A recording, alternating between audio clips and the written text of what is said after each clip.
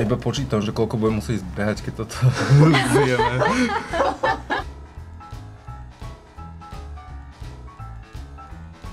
Dnes to vyzerá neškodne, akože niektorí tí Mikulášov vyzerajú ako masoví vrahovia, alebo ako prznitelia malých detí. Tento Mikuláš nevyzerá ako sociopat. Ale ja si tiež myslím, že nie.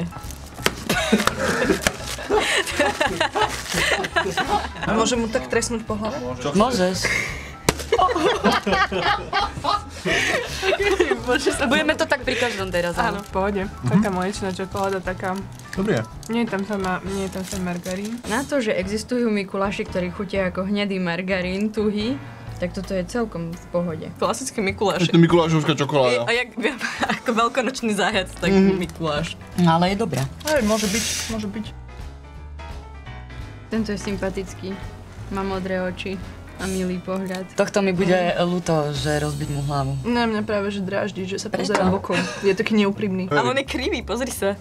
On je zakrivený. Skolióza? To má z toho batoha. Inak je tam nejaký rozdiel medzi zajacom a čokoládnym Mikulášom? No, vo výzore. Aha. Tento vyzerá pekne aj nahý. Ale že vraj títo Mikulášovia, to je najhoršia čokoláda, aká existuje. Tam sú kadejaké, ona. Myslím, že v kadejakej čokoláde sú kadejaké, ne? Ale není to veľkonočný zajac, ja fakt dúfam, že sa dneska aspoň jedného veľkonočného zajaca nájdeme. Toto je iba ako keby som mala dojazdy z tej predchádzajúcej. A to som si dala. Táto je menej sladšia. Kebyže chcem svoje dieťa potrestať, tak mu dám toto a Coca-Colu. A teraz trp zvyšný tvoj život a píchaj si inzumín. A ja adventný kalendár som si nakoniec kupovala. A my so sestrou a sme skončili tak, že sme zožrali, ja neviem, nejakého, že 3. decembra. Všetky čokolády, že potom nás to už nebavilo. Pozri, akého mám medvedíka proste. Hej, že ktorému decku ukradol medvedíka? Bal by som sa nechať v jednej miestnosti s dieťaťom samého. Víš, akože, ak tento ožije, dieťa je preč. Podľa mňa ten medvedík mentálne riadi toho Mikuláša. Klamár.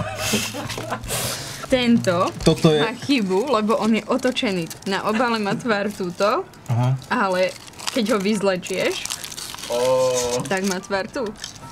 A tiež to není veľkonočný zajac, no ja som sklamaný. To je ono, je zlé. To je naopak. A ešte moja hlava odpadla, nič sa s ním nestalo. Má to takú nejakú nugatovú arašidovú dochuť, taký ten buket. Táto je taká ovocnejšia, také mandarinkové. Ja tam cítim pomarančovú kôru.